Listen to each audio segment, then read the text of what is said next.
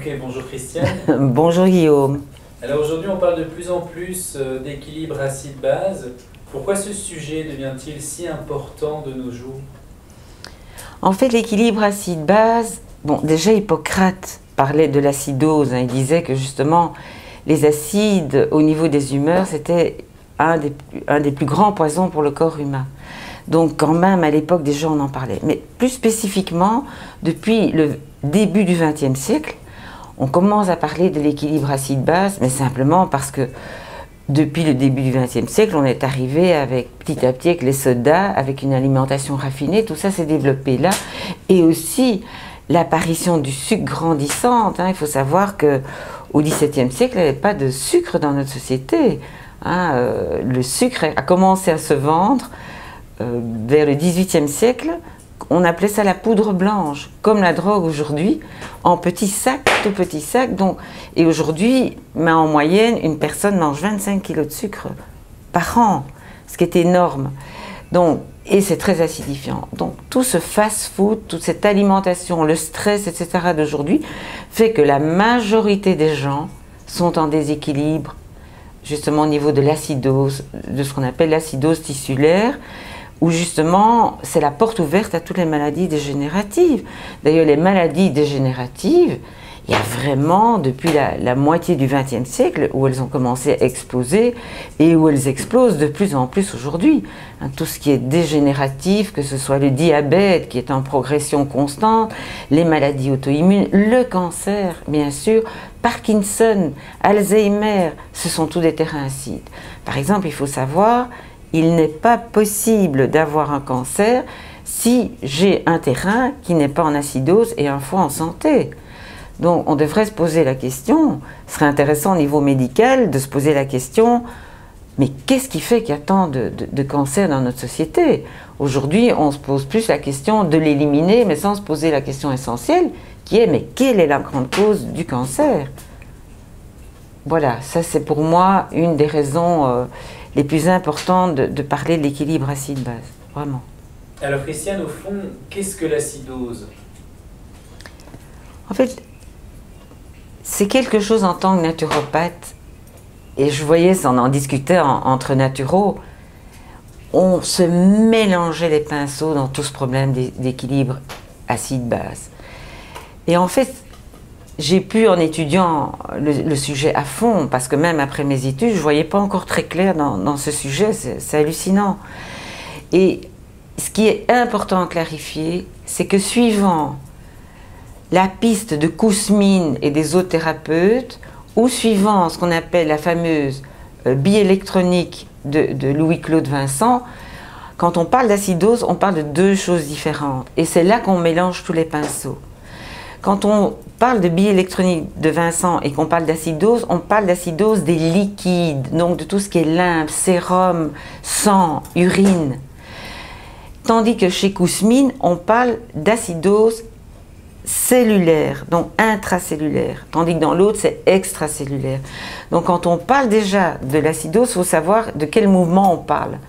Bon, ici, moi je vais plus parler du mouvement de la biélectronique de Vincent, et là l'acidose tissulaire veut dire qu'en définitive tous mes liquides sont trop alcalins, et du coup la cellule est en acidose, c'est l'un ou l'autre. Mais il faut se rendre compte que c'est quoi? C'est une histoire de pH. Quand on parle d'acide, on parle de pH. Et le pH du sang, pour être en bonne santé, doit être plus ou moins à 7,3 à 7,4. Donc dès qu'on est en déséquilibre à ce moment-là, mais très souvent, malheureusement, on va vers cette fameuse alcalo sanguine, qui est un terrain en fait ouvert à plein de maladies dégénératives, c'est vraiment l'alcalo sanguine, ou ce qu'on appelle l'acidose tissulaire. Donc en général, quand on parle d'acidose du terrain, c'est vrai que les gens, le commun des mortels, va plus parler de l'acide dans la cellule. Et une cellule pleine d'acide fait qu'il n'y a plus d'échange cellulaire possible. Et elle s'intoxique de plus en plus parce que la membrane est touchée. Et la membrane étant touchée, les échanges cellulaires ne se font plus bien.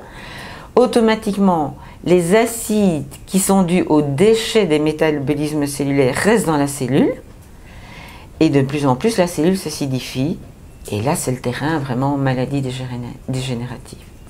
Donc, il fallait juste savoir, sachez que quand vous lisez un livre et qu'on parle d'acidose, allez voir si on parle d'acidose des liquides ou d'acidose intracellulaire, cellulaire.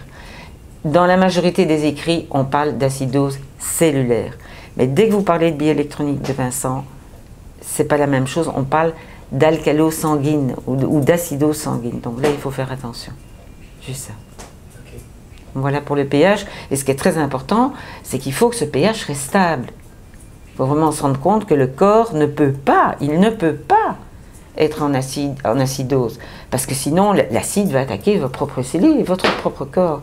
Donc on va voir un peu plus loin, mais comment on fait alors pour justement stabiliser ça et éviter ça? Alors Christiane, ici tu as employé un terme, tu parles ici de terrain, peux-tu nous en dire plus?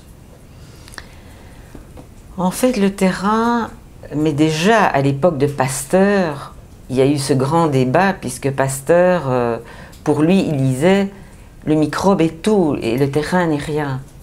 Et puis à la même époque, il y avait un autre scientifique qui pour moi était beaucoup plus scientifique encore que Pasteur et qui était Béchamp. Et Béchamp lui disait non, non, non, non, c'est le terrain qui est tout et le microbe qui est rien. Et à l'époque, on dit que Pasteur aurait partagé cette phrase sur son lit de mort où il disait en fait Béchamp a raison, c'est le terrain qui est tout et non pas le microbe. Maintenant, qu'est-ce que c'est que ce terrain? Mais justement, le terrain, c'est l'état de nos humeurs. Et j'aime bien ce terme-là, c'est un terme médical.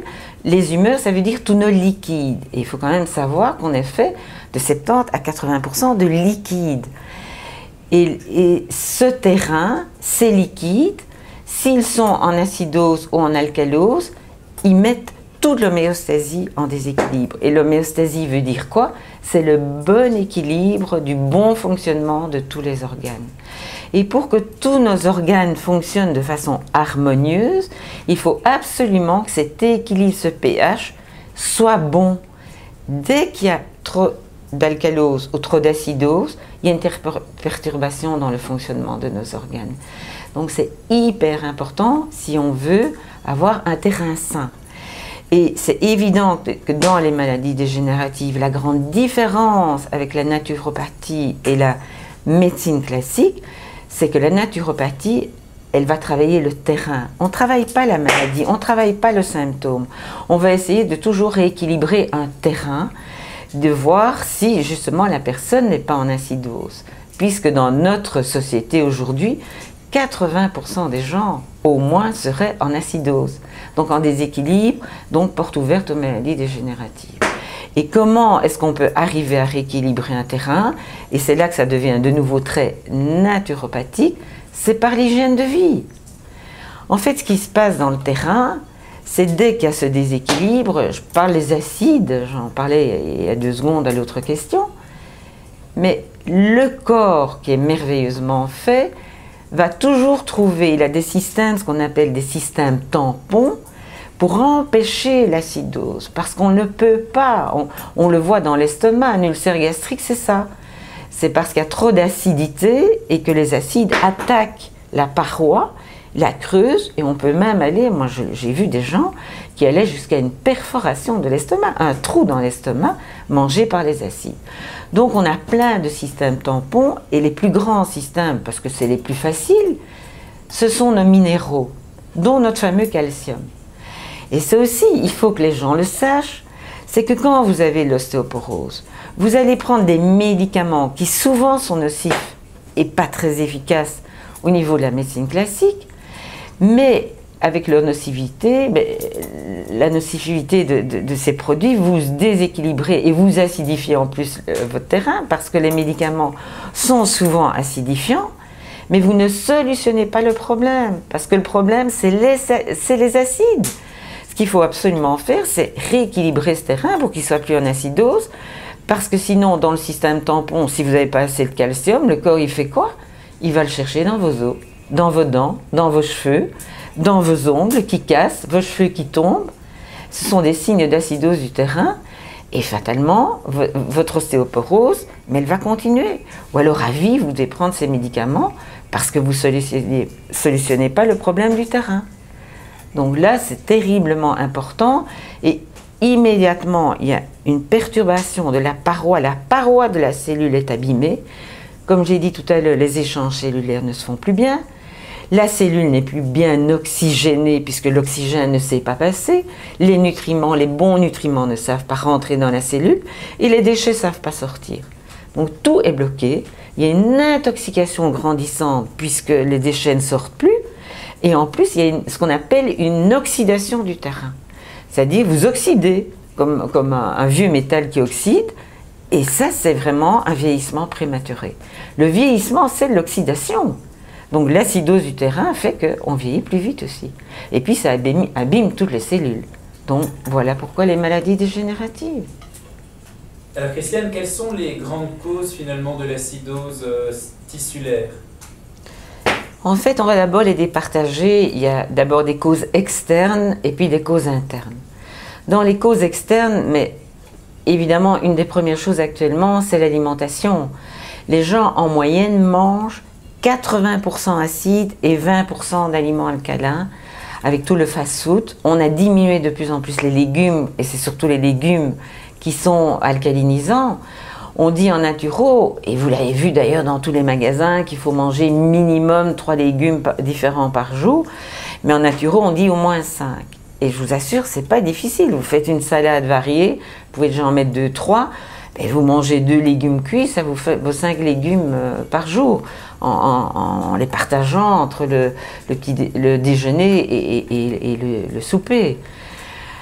Il y a évidemment le manque d'exercice physique, il y a le manque d'oxygénation, il y a le stress qui est hyper acidifiant, il y a les champs électromagnétiques, c'est terrible, mais tous les champs, et le Wi-Fi, et les G3, les G4, les G5, je ne sais pas où ils vont s'arrêter. Tous ces champs, il y a plein d'études actuellement qui démontrent à quel point c'est acidifiant. J'ai même lu une étude dernièrement qui démontrait que ces champs électromagnétiques permettaient aux microbes de se développer plus. Mais ça veut dire que les microbes que vous avez en vous, si vous êtes dans un champ électromagnétique, se développent aussi plus. Donc c'est une porte ouverte aux maladies. Alors en cause externe, qu'est-ce qu'on a encore? Il y a la pollution évidemment, la pollution de l'eau, la pollution de l'air, les médicaments chimiques, les colorants, les pesticides, les engrais chimiques, les conservants, tout ça sont des éléments acidifiants. J'ai entendu que tu me parlais tout à l'heure que de faire du sport trop intensément aussi pouvait être cause. Oui, et ça on ne le sait pas assez. Ceux qui le savent sont les grands sportifs. Ils savent, leur peur, c'est l'acidose du terrain. Pourquoi? Parce qu'il y a une grande libération d'acide au moment de l'exercice physique. Et automatiquement, ces gens-là, ils font de l'exercice intensif tout le temps. Et c'est ça qui provoque les tendinites, les claquages de tendons. Et c'est leur peur, ils en ont tout le temps. Ils savent bien que c'est ça, leur peur, c'est ça. Moi, j'ai un ami qui était un sportif de haut niveau.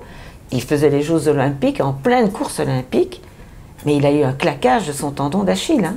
Ils ont perdu, c'est lui qui terminait, ils étaient en train de gagner à cause de ça. Et il m'en parlait souvent, hein, sa grande crainte, c'était l'acidose de son terrain. Alors allez-y, faites du sport, mais sans forcing. Dès que vous êtes en forcing, vous créez un stress en plus au niveau de vos surrénales, et ce stress-là qui est physiologique à ce moment-là, c'est pas un stress psychologique, rien que ce stress-là aussi acidifie le terrain. Et tu me parlais aussi de manque d'eau. J'arrête pas de le dire aux gens, vous ne buvez pas assez d'eau. Alors il y en a qui me disent, oui, mais je bois des tisanes, je bois du café, c'est pas de l'eau. Moi je dis aux gens, mais lavez-vous avec ça et dites-moi comment vous sentez, ça vous nettoie pas, vous allez coller. Mais c'est la même chose dans vos cellules. Si vous voulez que vos acides sortent, si vous ne buvez pas, comment voulez... Et je parle d'eau là, d'eau pure, comment voulez-vous qu'ils sortent? Il faut boire un minimum d'1,5 litre par jour. Je sais bien qu'en médecine chinoise on dit non. Mais regardez les Chinois, leur peau et tout, ils sont secs. Moi je ne suis pas en accord du tout avec ça, et en naturopathie on n'est pas du tout en accord avec ça. Je pense qu'il faut boire. Et d'ailleurs les Chinois ils sont plutôt acides. Si on les regarde, ils sont secs et acides. Moi, je trouve qu'il vaut mieux être plus rond, plus liquide, là, plus... Et je disais, là, ça joue sur l'humeur. Les humeurs, on appelle les humeurs, mais une humeur acide, ben les gens, ils sont trop en acidose, je peux vous l'assurer, là. Il faut être plus rond. Alors, tu nous parles aussi de causes internes de l'acidose.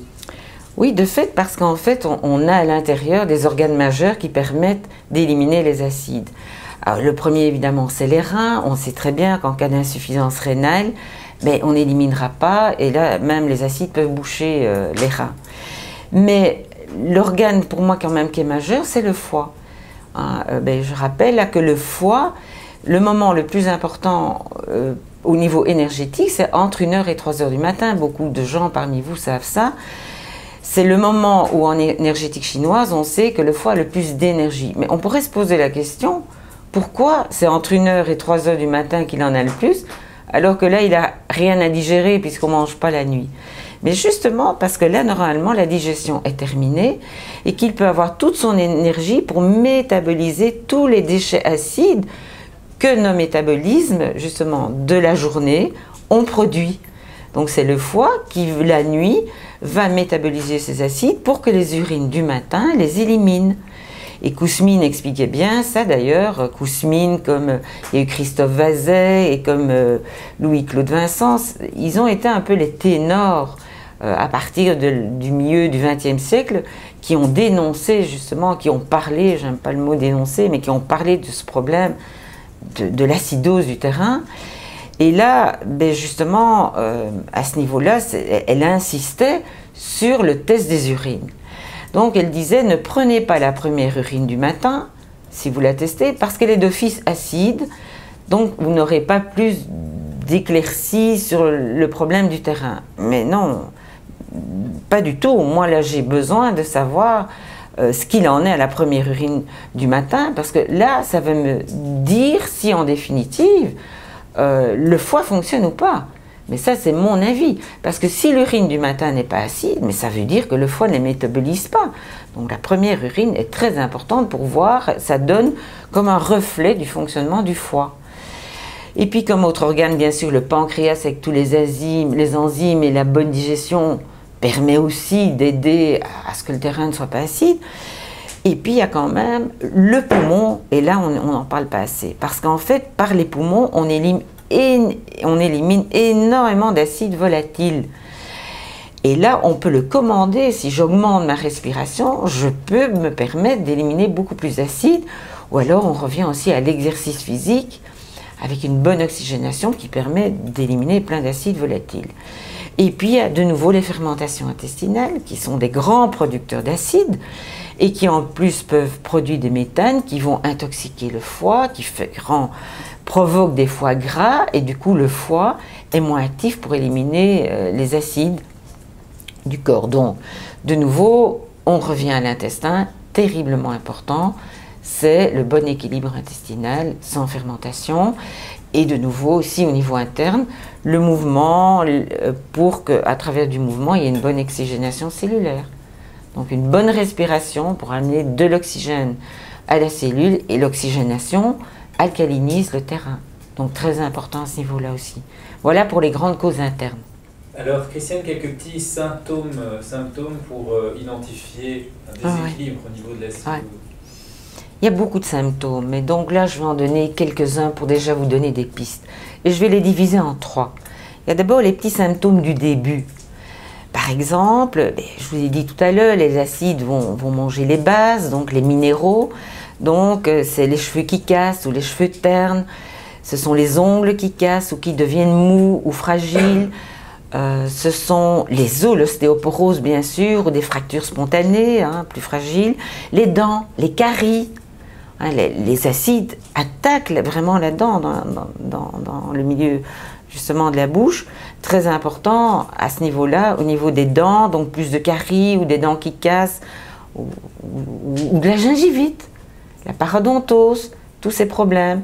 Si je descends un petit peu plus bas, mais c'est l'acidité gastrique, simplement un peu d'acidité gastrique du départ, là, sans rien, pas encore d'ulcère, rien du tout. Si je vais un peu plus bas, ce sont les intestins avec des fermentations. C'est aussi un signe d'acidose ou de constipation ou de diarrhée. Et si je vais un peu plus bas, ça peut être des brûlures rectales.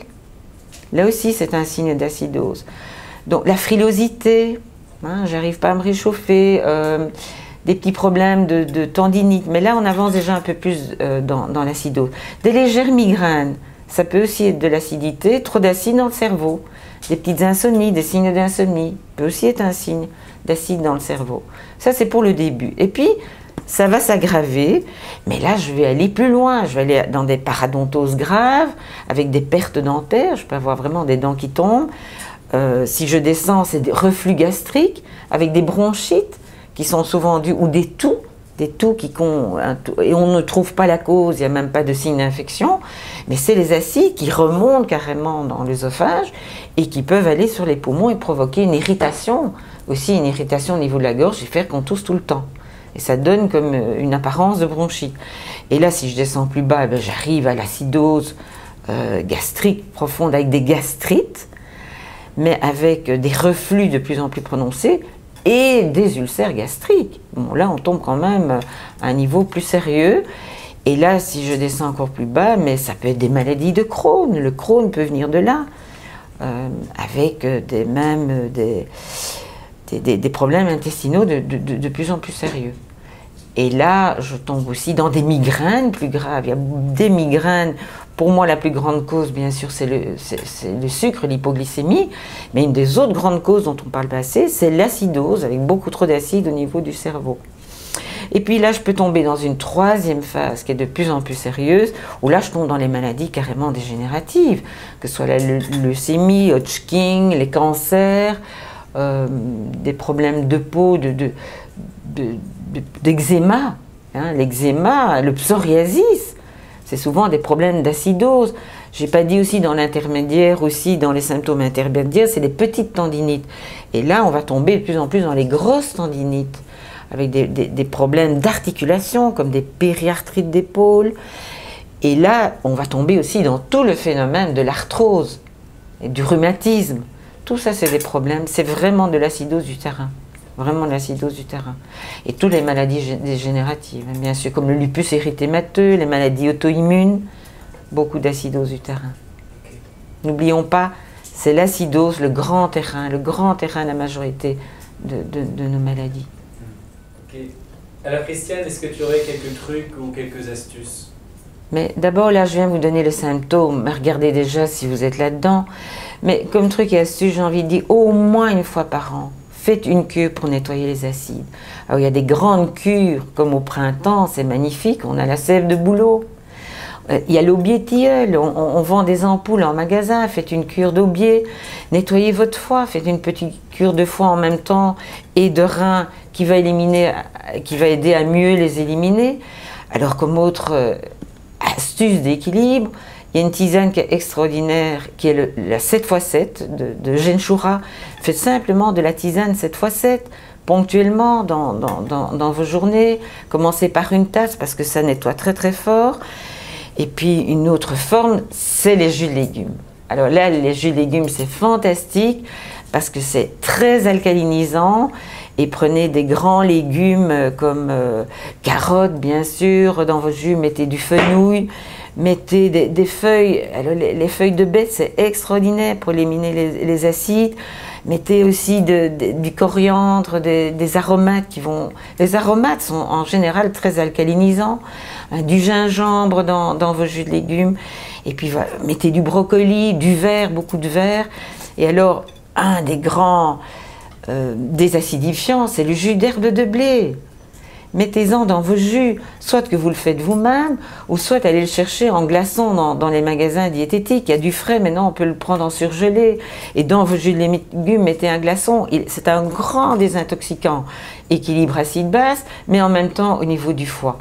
Donc c'est génial. Et puis comme autre astuce, c'est buvez plus d'eau. Par contre là, au niveau de l'eau, prenez une bonne eau. On va en parler, allez voir dans mon cours sur choisir une bonne eau, et là vous aurez une bonne indication de ce que c'est une bonne eau, sinon vous n'allez pas éliminer les acides.